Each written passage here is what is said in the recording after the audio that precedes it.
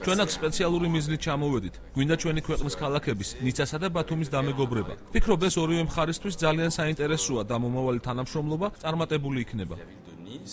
ჩვენ სტუმრად ყავს ქალაქში საფრანგეთის ელჩი ბატონი რელო სალენსი, რომელიც სხვადასხვა უწყებებს ხდება სამინისტროს, მათ შორის ბათუმის მერიაშიც გადაწყვეტა შეხვედრა.